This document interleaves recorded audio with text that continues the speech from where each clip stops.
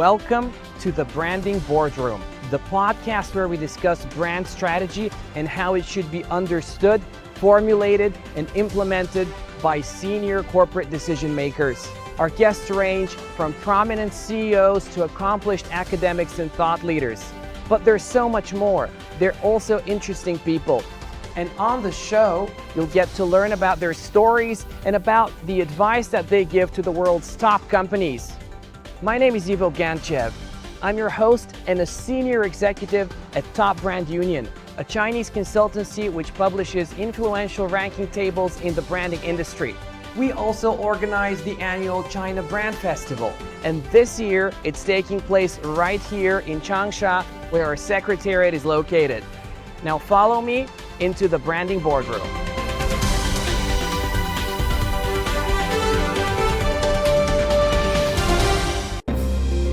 Professor Oliver Errichiello is a leading figure in the fields of brand sociology, brand management, and consumer philosophy. In 2018, he was appointed to the world's first professorship in brand sociology at Mittweida University of Applied Sciences, and previously taught at the University of Hamburg as well as at the Lucerne University of Applied Sciences and Arts. He's the founder of the brand development agency Büro für Markenentwicklung, as well as the head of the innovation lab at Deutsche Seereederei, a German holding company with subsidiaries in a wide variety of sectors. Professor Errichiello is the author or co-author of numerous research publications and 20 books, including the influential volumes Green Branding and Reality in Branding. His work has attracted considerable interest from German media, and his collaboration to create and market a wooden radio with award-winning design has been a major story on Der Spiegel. Professor Errichiello is also a frequent guest author and commentator for other influential media such as ARD and ZDF. He is widely recognized for his thought leadership, and he has delivered keynote speeches globally across many countries, including China, England, Austria, Italy, Singapore, and Indonesia.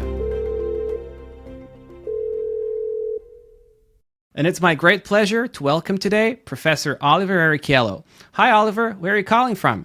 Hi, Ivo.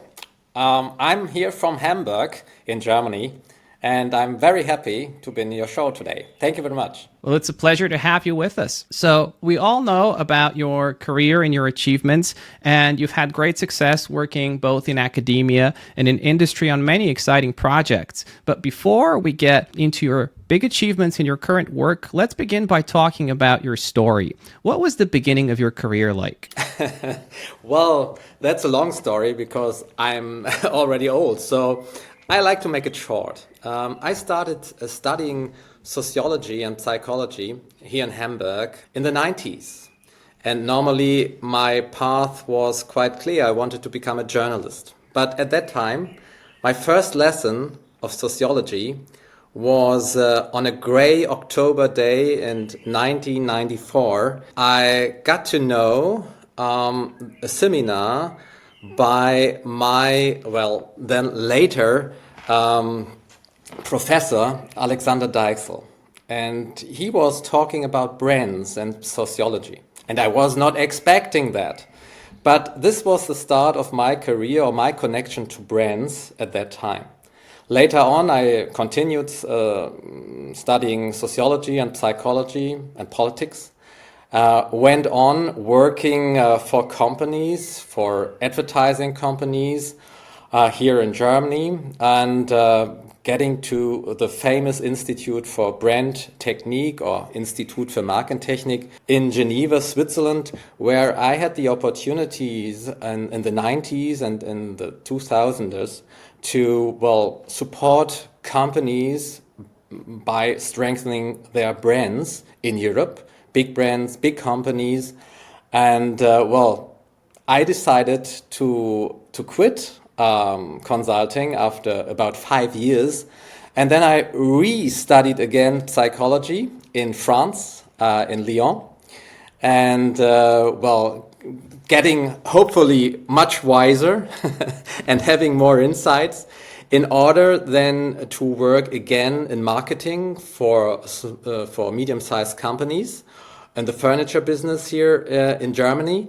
And then I started to teach because I was always fascinated in order to get into contact with the young generations to learn for them. But because in the end, a professor is nothing else than an eternal student. And we continued studying, and then I was opening my own consultancy in 2006. And started consulting medium-sized and big companies, the Büro für Markenentwicklung here in Hamburg. And I was asked some years later to do the innovation lab for a big hospitality player in Germany. So in the moment, my career pathway has three pillars. It's the academia, it's consultancy, and it's daily business in hospitality. That's what my path is until now, and I'm very curious to see what will happen in the coming years. Wow, what a fascinating path, and it's very full of diverse experiences along the way. So you mentioned the company that you're currently running, the Büro für Markenentwicklung. I hope I'm pronouncing it correctly. You speak perfect German, Ivo. And you also work with other companies as well. So one thing that perhaps our audience would be interested in is what can you do to help these companies? What kind of services do you provide for the industry? And how does this relate to your work in academia as well? Well, it might irritate some of the viewers to see a sociologist and psychologist talk about brands, because normally you've got a lot of people coming from economics in order to manage brands. Well, that's the point.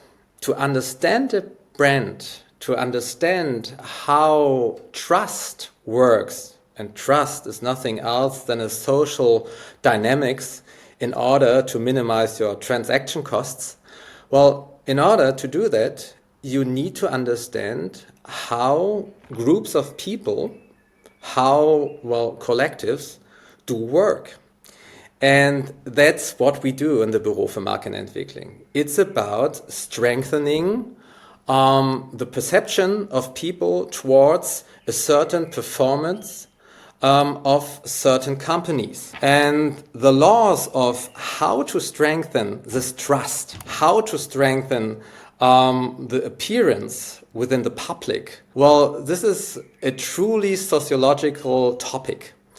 And this might sound very theoretical, but in the end it's not theoretical, because you have to find the instruments and maybe also the pillars of success of a brand in order, well, to adjust them, to manage them, to, in the end, strengthen the brand.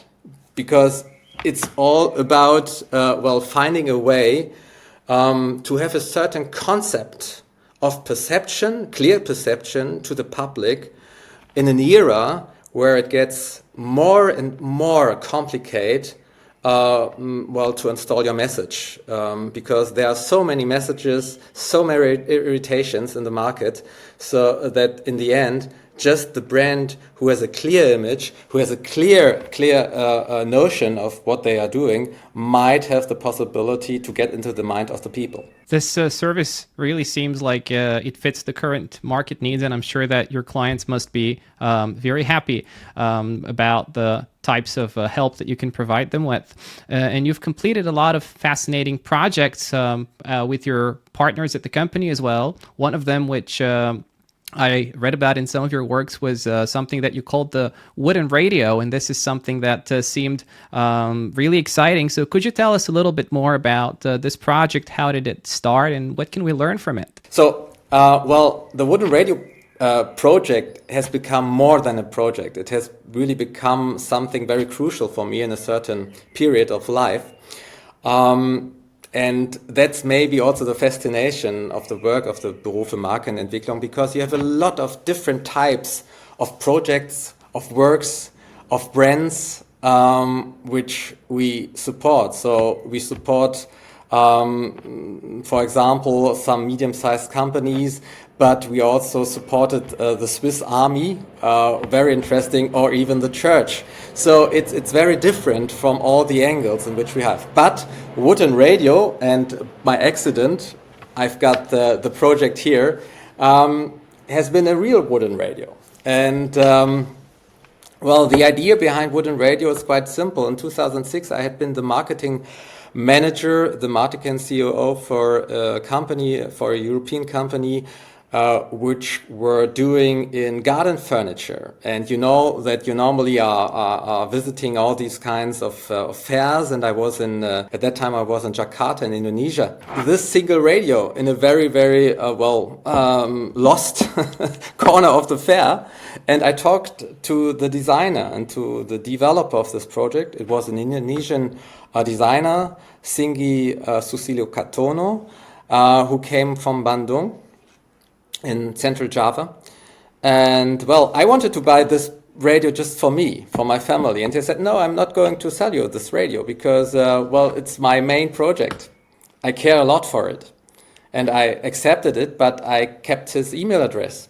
And then we stayed into contact, and he told me about his story and about his will to build up a brand. And I said, well, I don't know anything about electronics. I don't know anything about the market in electronics, but I know something about brand and branding. And so we said, okay, let's do it together. And he was doing the design, the concept, a green concept, a sustainable concept of this radio, strengthening the local community. And I was trying to make it famous in America and in Europe. And we succeeded. The radio has become, in 2015, awarded by several design institutions. We were present in about 250 stores throughout Europe and America, with an incredible price for a simple FM radio. And but it was all about a story, a real story, not a marketing story.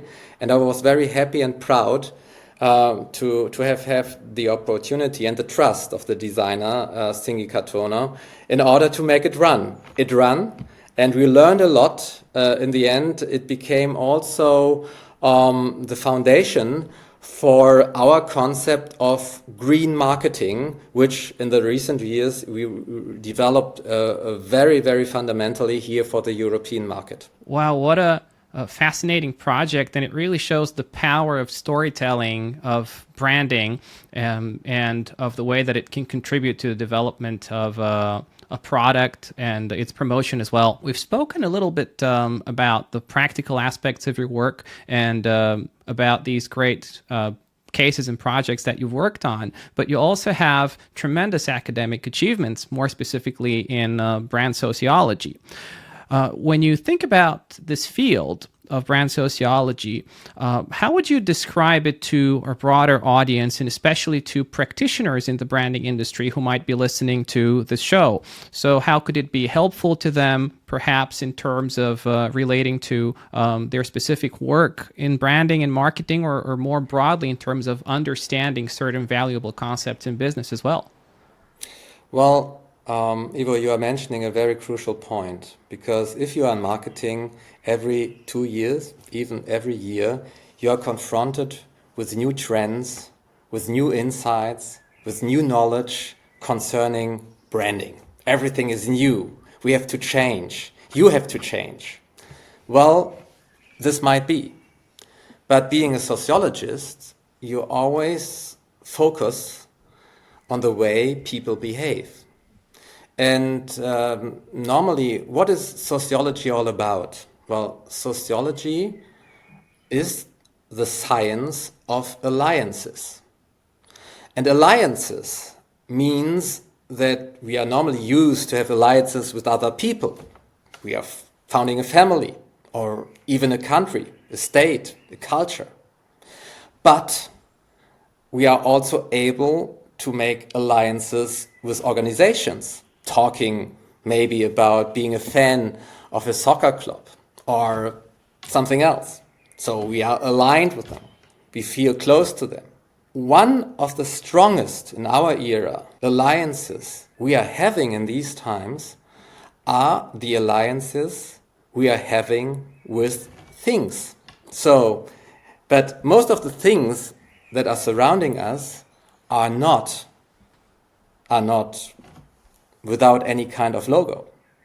They are all branded.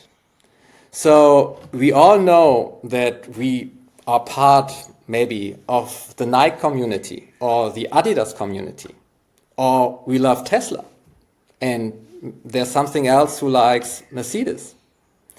Or it even starts by the way where we are going to eat. There's always a reason why we choose a Tesla and not a Mercedes. Well, and that's sociology. That's sociology. You are asking, why do people trust a Mercedes more than a Tesla or than NIO, for example? Or what should NIO do that people are going to trust them more and more and more? So it's all about a social dynamic. Well, it's easy in these days to achieve awareness. For example, Ivo, if I'm now going to shout at you and cry to you and you are going to broadcast it, well, the public would say, oh, there's been a crazy guy who was shouting. But this has nothing to do with trust. So building trust has another dynamic. And as being not only in academia, but also trying to support companies, it's about finding their success pattern. The reason why people do trust them for 20 years, for 60 years, for even more than 100 years, if you think about the big brands. So it's all about finding their success pattern, which has to do something with their appearance, with their stable appearance and performance throughout time. And what a sociologist does, a brand sociologist does, he has to work out the success pattern of a brand, or if you are going to found a new brand, to work out the concept of success pattern for the future. So it's a kind of archaeology which is being installed in order to understand the reason why people trust. And this is something very, very fascinating. And in the end, it's the only measurement or the only instrument which we have in order to install a running system like a brand. This is truly going straight to the core of branding, and it also really digs into the human experience and the way that people connect with brands and build trust. But in many ways, this is not necessarily easy to quantify or to put into numbers. And in recent years, we've seen, of course, the rise of quantitative research, and also at most big companies, you see CFOs playing an increasingly important role. You see boards of directors that are interested in numbers and in data. So thinking about this and in relation to brand sociology, how would your framework or your perspective or the findings of a sociologist be integrated into a business model, or how would they be communicated to a board of directors in a way that makes sense to them? You're totally right, Ivo. It is very, very strange to some people in order to adapt to another mindset. In our time, we are used to numbers. We see numbers and we try to find out something. We try to extrapolate. We try to maybe work out a concept for the future. Numbers just show the effects of things you do. You can't manage a brand just by looking at numbers, because you don't know the reason why you have achieved these numbers. So the look, if you're really interested in managing a brand fundamentally, has to be much more closer. You have to look for the reasons why these effects occur. This is a different story, totally different story. It has another output or a different output, because if you are going to manage a brand by its numbers, and everyone has the same numbers of the market because we are all doing the same market research, And lots of the people having their positions in marketing, have this the same kind of education, so they come to the same output. What does it mean? It means that brands become more and more equal to each other. But brands are being bought not because they are equal to each other, because they are different to each other. So what does it mean? It means that we have to look really at the history of a brand, the performance of a brand throughout time, and the things that this brand has kept throughout all changes in time. We have to find for the typical pattern which made this brand famous. This is a very different approach. Well, there's something I always try to explain to our customers. There are kind of two different systems which we find in normal life. We have trivial system, like a machine. Well, a machine, you have a machine engineer who has a clear blueprint how to build up this machine. And it's very good, because in the end, if you're not going to follow him and his blueprint, your machine won't work. And in the end, you can say, okay, it's 0 or 1, you have achieved or not. Well, this is one part of the systems we are living in. And there's another part of system which we are living in, and these are living systems. For example, a plant is a living system. A tree is a living system. A family is a living system. Why do I call them living system? Because it's not to 100% clear what will happen. Well, you can plan lots of things in your life, but then something is happening, and then you have to rearrange all your plans. For example, 2 years ago, we had a very, very tiny little virus, and all our plans throughout the world, they vanished within days. So what does it mean? Well, for trivial systems, you have a clear blueprint. Living systems are characterized by the fact that in the end, you never know to 100% what will happen. You just can give a pathway with a certain kind of possibility to things which will happen. So every brand in the end can't be just managed by numbers. It has to manage by its causes and not by its effects. And that's a very different approach. But Ivo, the point is, this seems maybe very complicated, but it isn't. Because if you want to describe a certain living system, your brand, then it's about knowing its history and knowing its pathway throughout time until now. Wow, what a comprehensive framework for understanding brands and the way that they become influential. Now, your thought seems to have been influenced quite a lot by a lot of the great German sociologists, and in many ways, they've also shaped a lot of what we know about the social sciences today. So thinkers such as Max Weber, Jürgen Habermas, Theodor Adorno, of course, our audience is familiar with the great Karl Marx as well here in China. And thinking about these sort of old school thinkers and these sort of grand frameworks of conceptualizing how the world works and how sort of social relations work and relate to everything around us, including branding as well. Is this something that practitioners should read or take into account and sort of use to inform their businesses? And if yes, how should they do that? Very good question, Ivo. And my first reaction to your question was what I want to say to people who are really managing a brand is we are used to be aware of things that changes. But if you're really going to manage a brand fundamentally, I want you to hesitate and not to do everything everyone is going to tell you to change. Successful brands have something to do with a lot of hesitation and, stability. Well, why I'm telling this? Because you asked me for the sociologists and the classical approach. Well, classical authors are not classical because they are just old. They are classical because they said something valuable which seem to be, well, actual until now.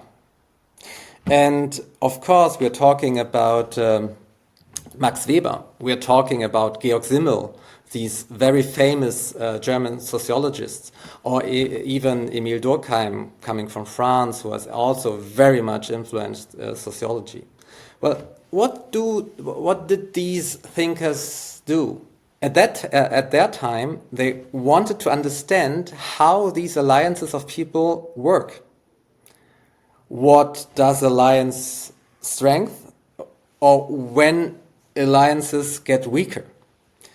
So their work hadn't been concentrated on some actual topics. No, they wanted to understand the structure of social alliances.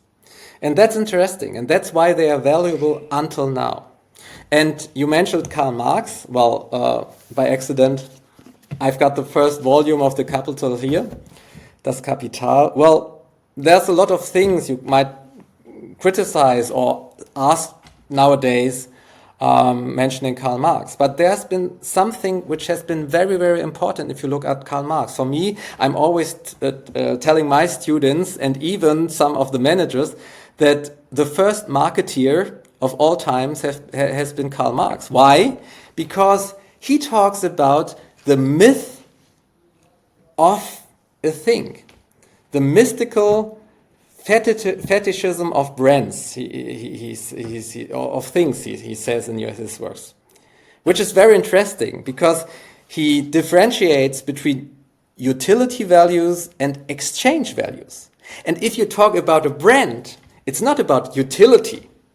You don't need 500 different car brands if it is just about bringing a person from A to B.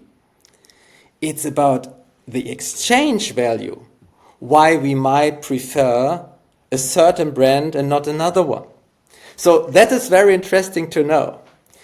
And talking about brand sociology, it has been highly influenced by a German thinker, by Ferdinand Tönnies, who published a book already 130 years ago, which was called Society and Community.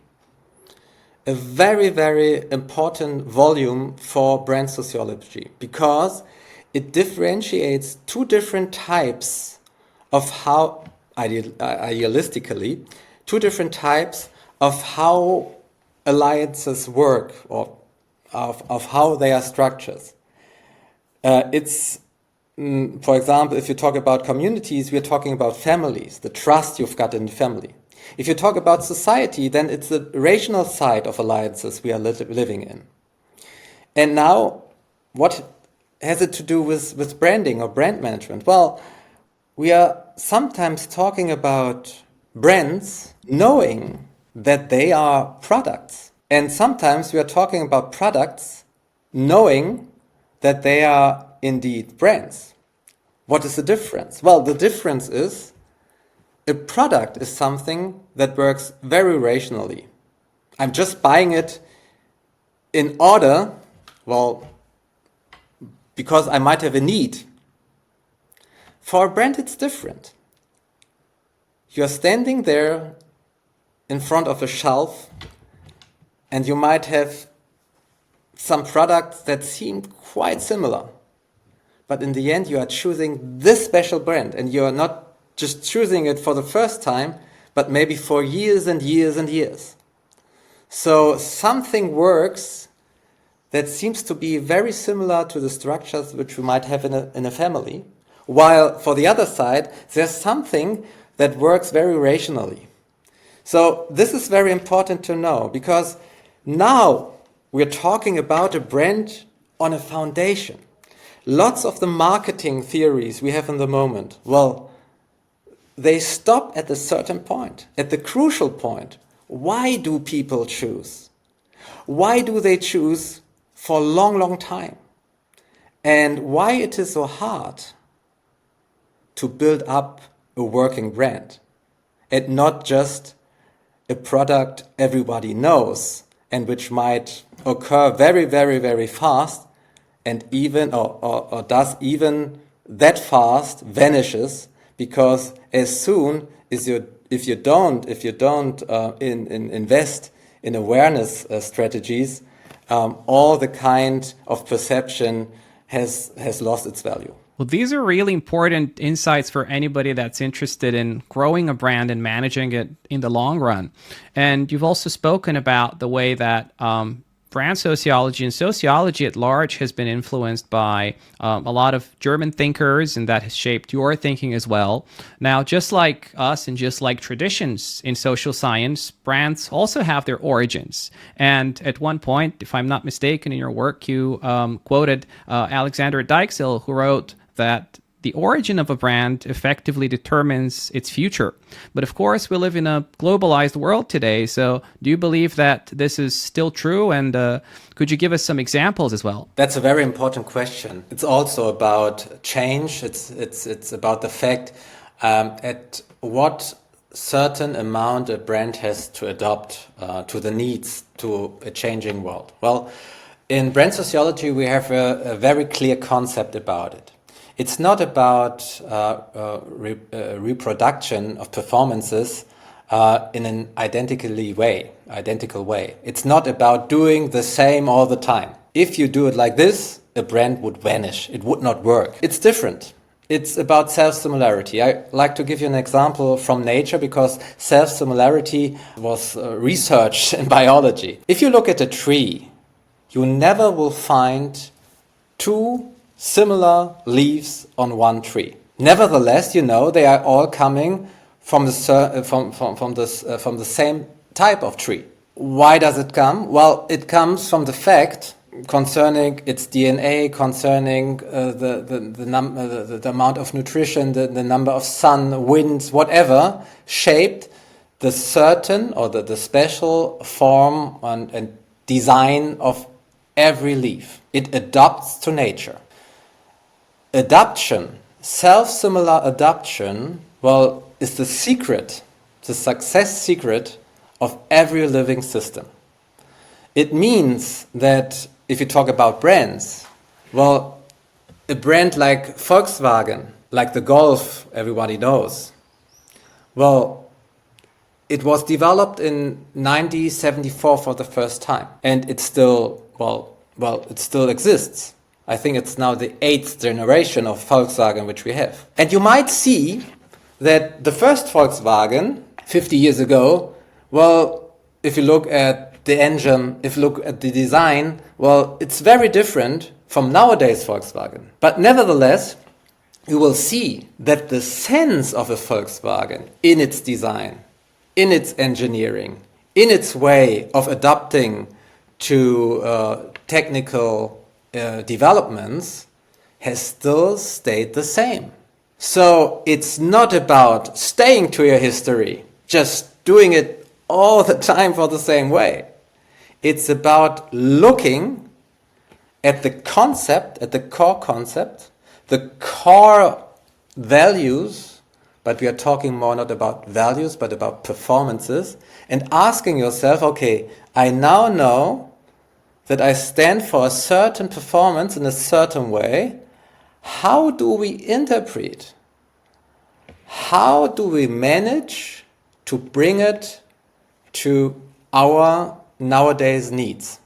So it's a constant way of adapting, but staying to your roots. This is the success secret of every brand.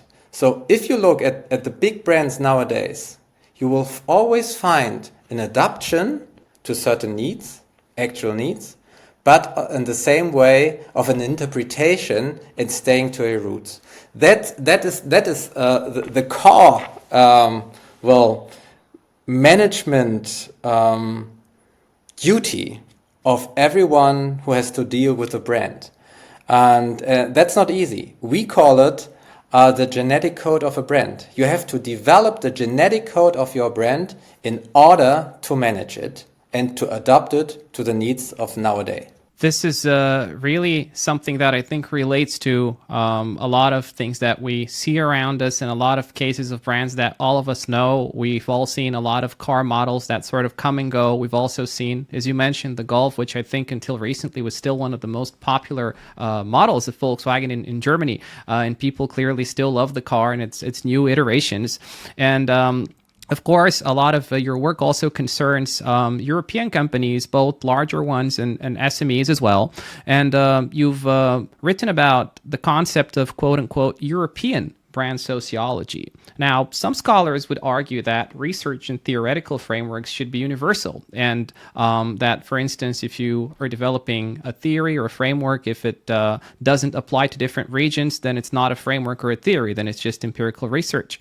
And then you have other scholars which also have different views on theory and how it should work in terms of cultural particularities, in terms of the way that it relates to historical conditions, and so on. So thinking about this perspective, there are a lot of things that some people would say make Europe unique. For instance, its traditions in terms of social science thinkers that we spoke about, the fact that there are a lot of SMEs in Europe. They're really the driving force of the European economy. We have the European SME Center in Beijing, who are good friends of mine, and they're funded by the European Union. They help European SMEs enter the Chinese market, and they provide free services. And then at the same time, you also have the idea that all of these companies have to follow certain frameworks in terms of entering the market as well. So is there a European brand sociology that's unique? And if it is, what is it, and what can we learn from it as well? Well, it's not about being unique just to be unique. We talk about roots. We talked about the fact that every brand has developed, well, its kind of performance due to its history. And if I talk about European brand management, well, it's about the fact that we have a certain, as you mentioned, a certain structure of economy in Europe, which is mostly held by these small and medium-sized mostly family-orientated businesses, which we have here now for more than 100 years. These kind of companies are mostly hidden champions. They, in a certain way, they perform, and they have some kind of performances, of products which are unique worldwide. So, and there's something else which is very important to know. These companies, well, they have managed to install globally a certain kind of collective trust in their segment, within the buyers, especially in the B2B buyers, and they do not invest a lot of their budgets in classical marketing. Why? Because their work of convincing people has already been done. It has been done because their work in the last decades has been so good that, word to mouth, people are asking themselves, okay, who has a good performance? Is there a company we can trust? And a lot of times it is these kind of small and medium-sized companies, especially coming from Europe. What do I want to tell? There's a certain kind of difference of convincing people, of convincing markets, between a classical American view on the one hand and a classical European view. This has nothing to do with being right or wrong. It's a result of a different structure which we have in the economy.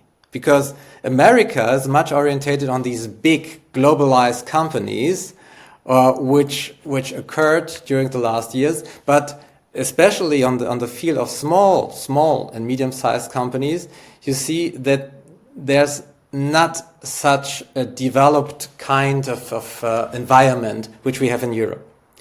So what does it mean? If you have a segment of companies which exists for 3 or 4 generations, which has managed to convince people nowadays without investing lots of budgets in marketing, then you have to ask yourself, what is the secret of their success? How have they managed, contrary to the American companies, which are always orientated in marketing and classical marketing, to convince their market?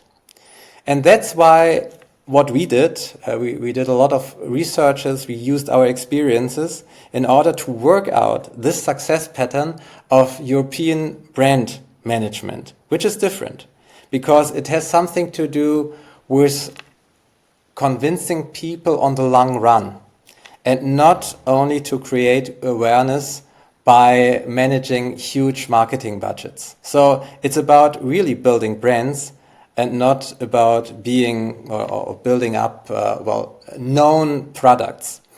This is the main difference. And to be frank to you, Ivo, and to the public, it's very hard for European scholars and European academics in this field of brand management to be recognized by the scientific community if you're not coming from the classical markets, from the classical views in America, because it's a closed shop.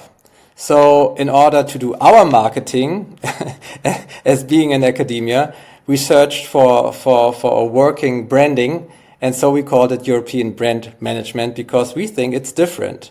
And especially in markets where we have now lots of brands who are being developed, like in China, I think Chinese brands and companies can learn a lot more from Europe than from America concerning the way how brands might be managed if you look at the long run. Because if I understand something in China, it's about looking at things on the long run, not the short one. It's definitely something that characterizes the way that the business community here thinks, trying to think long term. And in a way, I think you sort of brought up a very interesting idea of potentially developing an integrated sort of more global and more holistic marketing theory, which combines the European and the American perspective because they apply to different types of companies.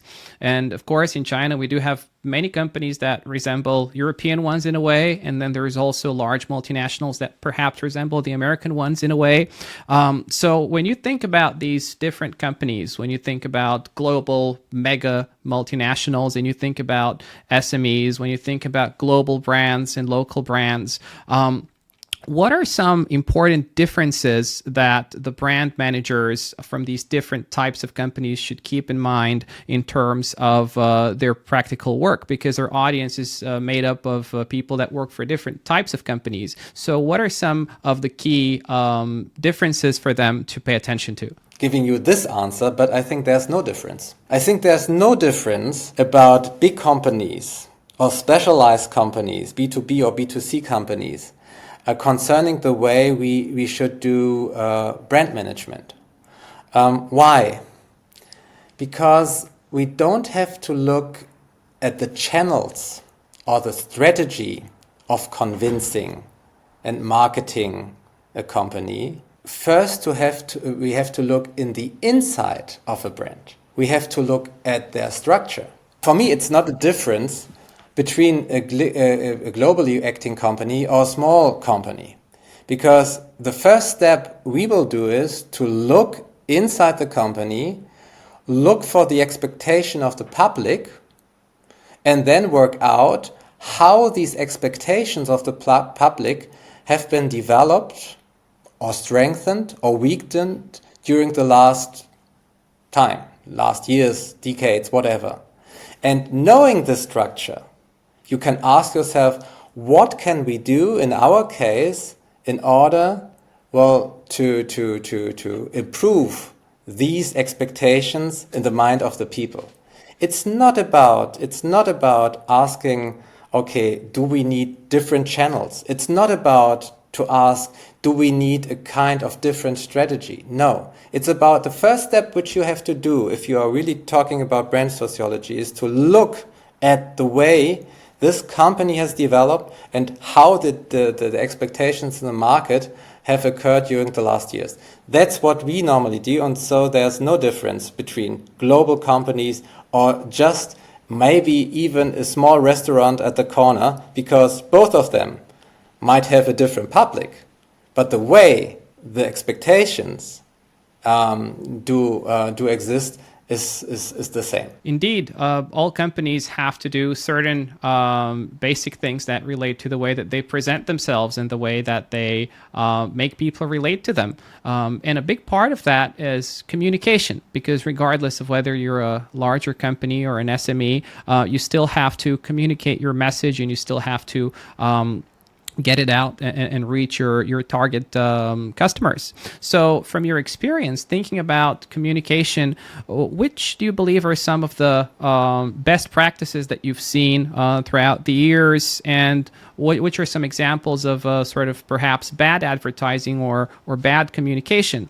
You could perhaps also share some cases or some examples from your personal experience as well. Coming back to our main product, our main way of analyzing brands. As I described to you, Ivo, the point is, if we are going to manage a brand, the first look will be inside. So we will make a kind of,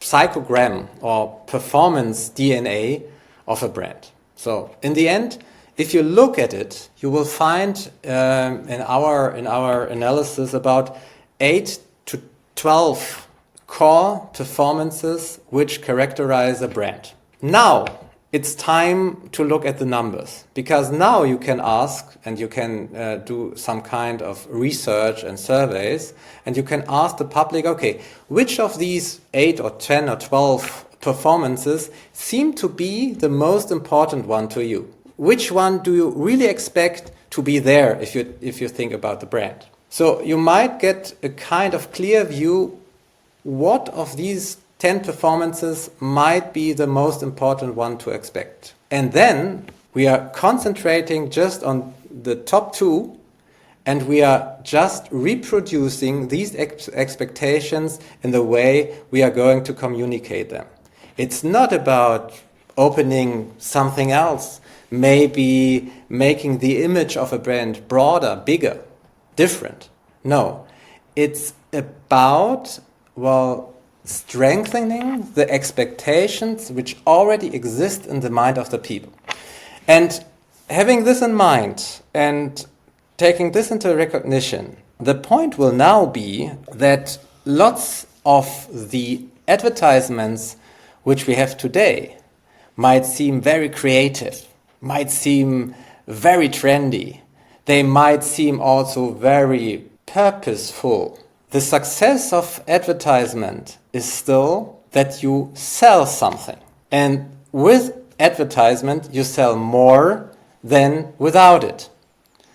Normally, in these days, we are just measuring the awareness. We are saying, okay, there has been a lot of engagement, a lot of likes on Facebook and all these kind of social networks or whatever exists. But this is not an indicator for success. The indicator for success of advertisement is, in the end, am I really going to sell more after this advertisement?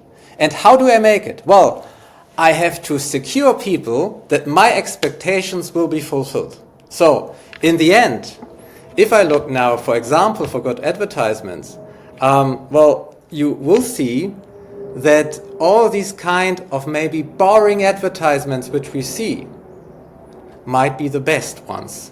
They don't win prizes at these kind of awards or these kind of awards which we have at the festival for advertisements in America, in Asia, in Europe. But in the end, they just reproduce my expectations. And if I look here at European brands, you will see brands like Miele, for example, or brands like also Volkswagen. We have brands in Italy who are very strong, like Barilla, who in the end, they just reproduce my expectation in a certain way. Not the same way all the time, but in an adapted way to the expectations which we have in the mind of the people. Yeah, that indeed happens sometimes if you measure especially the efficiency of branding and advertising in terms of sales. Very often the fancy ads maybe get a lot of views or media attention, but don't necessarily result in a conversion to sales. So we've spoken about communication, ads, and branding, but there's also another aspect to branding, and it's sort of relationship between a person and a store or a product, which you spoke about at the beginning of our interview as well. So we know that we live in an area where there's the rise of artificial intelligence, VR, AR. We've just saw the new Apple virtual reality glasses that were released, and we've also seen at the same time that there are a lot of companies that grew very, very quickly because of their online sales platforms. We saw the rise of this is becoming a part of sort of the next stage of their development. So when you think of this sort of contradiction between the rise of virtual and the rise of physical, of course, there are plenty of perspectives and levels of analysis that you could employ here, but what would you make of these changes and developments from your perspective and from the perspective of branding sociology? This is really exciting because we are talking about digital brands. We are talking the rise of digital brands. But now you're mentioning these kind of big players like Amazon or even others who are going to open their own shops. What does it mean? Well, being a sociologist, you say people, okay, people do need a real perception, confrontation, knowledge of their brands. Virtual reality or digital realities might be very important, of course. There's no doubt about it. But in the end, we all make our experiences in real life. In real life, a brand has to perform. They have to give you what they normally said to you that they are going to give you in the future. So every point in which I am able to witness my brand, in order to make it real, is something very important. Well, and you talk about the changes which I have as a brand manager now with this kind of tool which everyone uses. Some years ago, you still had a certain kind of big platforms. You might have your advertisement on paper or on a TV screen or even in a shop. Now, the main channel of information is this one. And the problem is the screen is so small. As a brand, you have so many messages to communicate. But looking at this screen, you have to focus. That's all about. You have to focus on the way you are interpreting reality. Which are your core values? Which are your core performances? And this has to be managed on this little screen. That's all about. If you're talking now about kind of virtual reality, of augmented realities, well, it even gets harder because you are more distracted. You have so many possibilities. What does it mean for a brand? Look at your DNA, look at your genetic code. You have to choose the one which is important to the public and then to communicate and communicate and communicate all the way around again and again and again. Not in the same way. It's not about doing it for the same way for all the time and for every channel. But adapt it to the channel, adapt it to the segment, adapt it to the public which is going to see it, but keep to the message and to the performance which is core for your brand. Of course, this is certainly advice that a lot of companies could take on board, and they could perhaps even think about focusing the way that they communicate their message in terms of bringing people to a physical store, perhaps, or focusing it in terms of the way that it is designed and communicated on virtual platforms as well. And we've mentioned that people form, in a way, relationships with things or with objects, but of course other scholars have also spoken about relationships between people and brands, or relationships between people and companies. So how are these different types of relations sort of different from the ones between people and other people, and what implications does this have for a practitioner? Mm-hmm. Well, of course, there's a relation between people and things. But we are not talking about, well, this might be a psychological view of a psychologist concerning a brand. What is my perception, my feeling towards a brand? Well, this might be true. And there we are talking about images and brands. Images might be very useful for brands. Of course, everyone talking about marketing is talking about the image of a brand. Well, being a sociologist, you would look at it a bit closer, because even if you might have the best image you can imagine, in the end, your brand and your product has to perform. So even a brand like Nike, even a brand like Mercedes or Ferrari, well, they might have a very, very golden image, but if the car does not run, if your shoe, after wearing it once, well, gets broken, then your image has no value anymore. What does it mean? Well, in my eyes, it means that the kind of alliance which we have towards a brand is always based on performances.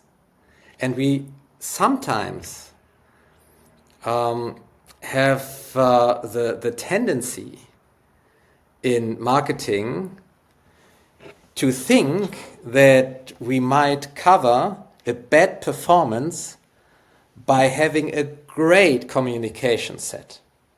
This might work for a certain time, but it won't last long. Of course, the image of brands plays a central role, and a part of it is, of course, performance. The performance that consumers experience over time, and the way that they sort of build their perceptions and trust based on this. And when we speak about identity and the way that brands present themselves these days, there is a lot of talk about green branding. And broadly, of course, a lot of people understand the concept intuitively, just as they understand the concept of a green economy. It's about sustainability. And we've developed this sort of notion that we should all live a more sustainable life, starting with sort of the second half of the 20th century and so on. But on the other hand, this is also a little bit of a vague idea, because in a way you could say that any brand can become green nowadays. So thinking about this concept and about the implications of this trend, how would you define what actually green branding is, and what are sort of the latest trends in this area? What are the implications that they have for practitioners as well? Yeah. Well, of course, we're talking about a trend in marketing which now occurred for about 20 years, which has become global. And I think, personally speaking, I think that's a good trend, looking at the transformation which we have to install in the economy in order, to preserve the planet. No doubt. But if we'd like to define the concept of green or sustainable marketing or management of a brand, you got a lot of definitions. Well, in my eyes, we worked on it for a certain time. We published a book which is called Green Branding some years ago, and we defined, in a way, everything which has a sensitive way of acting with other people, with acting with the nature, with acting with animals, and a certain social system in which we are all managing our brands and companies, is something which we define as being green. We are coming from the concept of brand sociology again.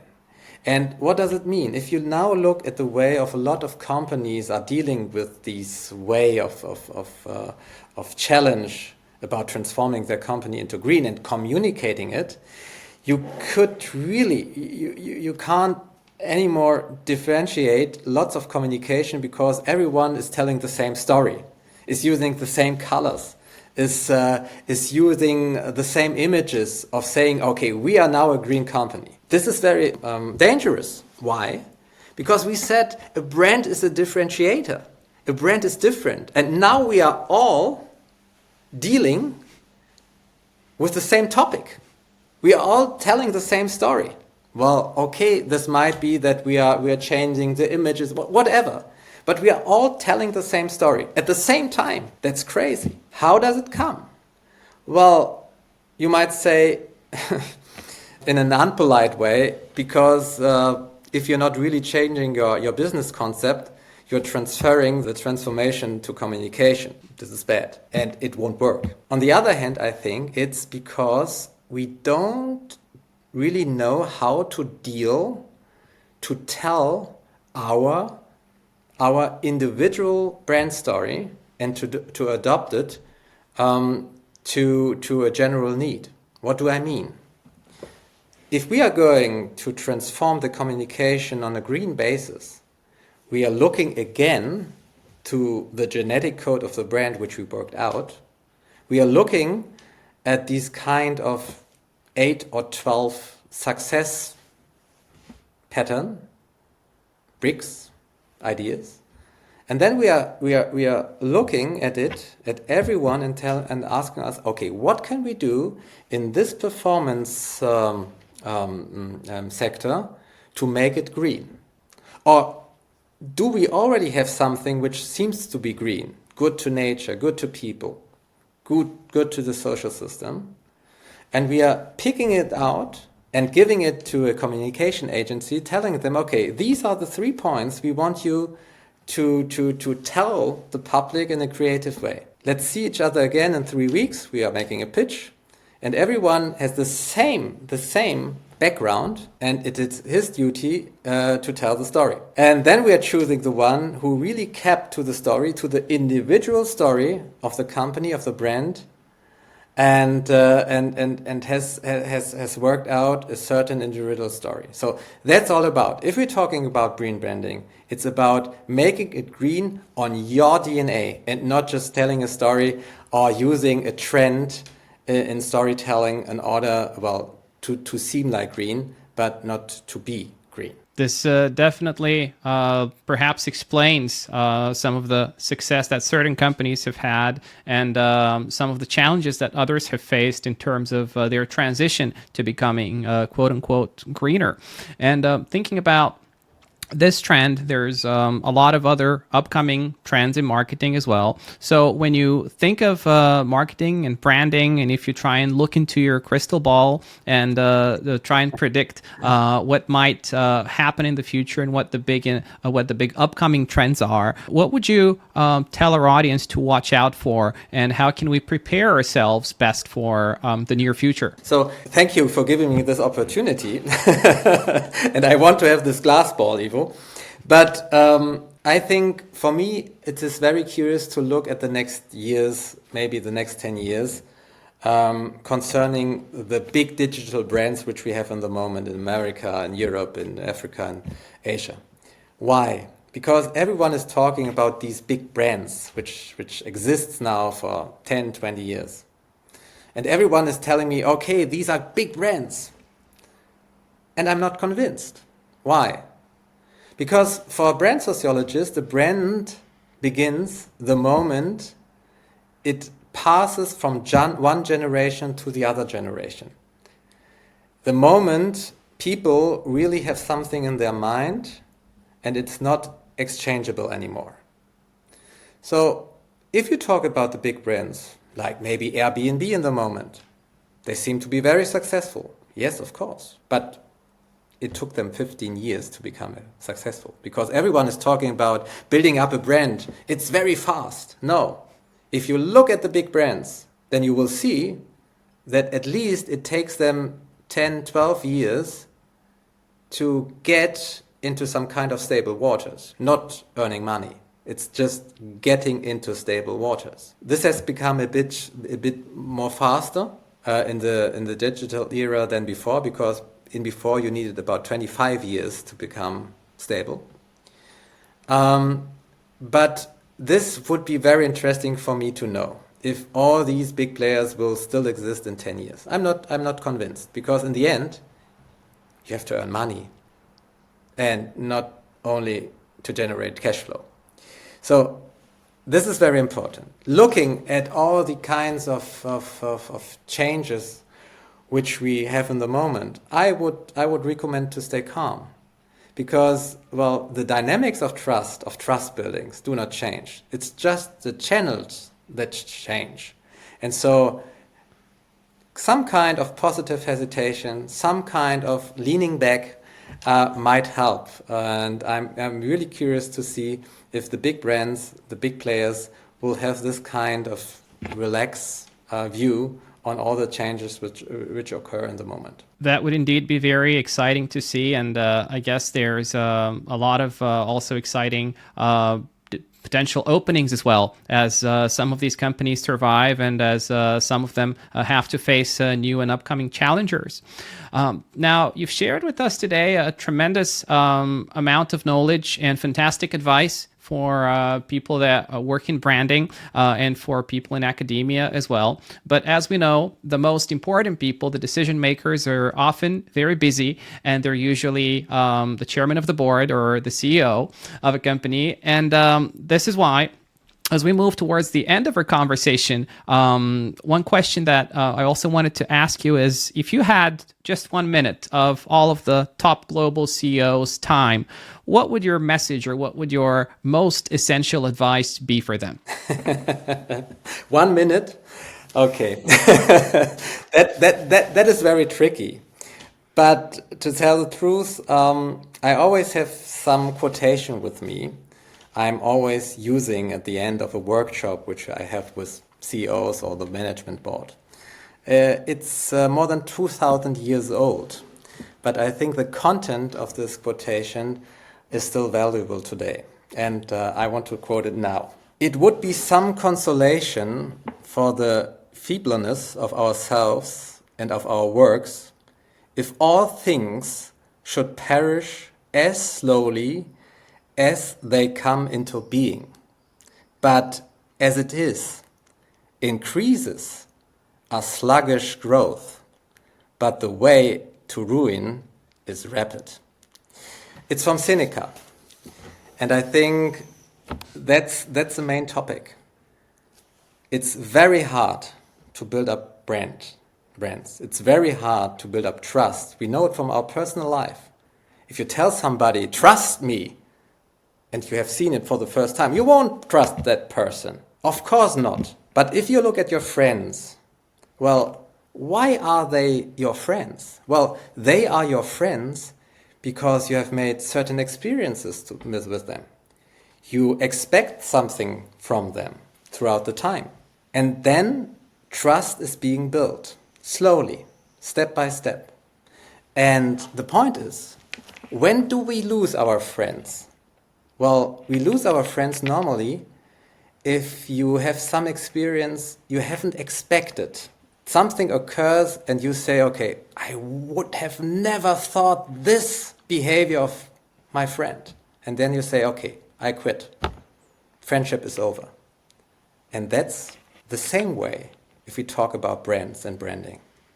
We have to build up trust. And trust building has something to do with keeping to your performances, keeping the expectations, and building up reliable relationship. That's all about. I think now I needed 3 minutes, but I hope that the CEO still hears at me. Ivo, thank you. We hope that they're still listening. This is fantastic, and it was a great pleasure to talk to you today. So, of course, we hope that you'll have the chance to also speak in person to our audience here in China very soon as well. So, whenever we're going to see you here in China, talking to all of our friends and all of our CEOs in our network. I will be very happy to come. I've been there just this year in springtime. It was an incredible, great experience being in China, and I would love to come again. And I hope in the coming time. And first of all, thank you very much, Ivo, for this great interview. This has been very, very interesting questions. I'm very happy to have been your guest. Thank you very much. Well, it's our pleasure, Oliver. We hope to see you in person very, very soon. And thank you for being on the Branding Boardroom. Thank you.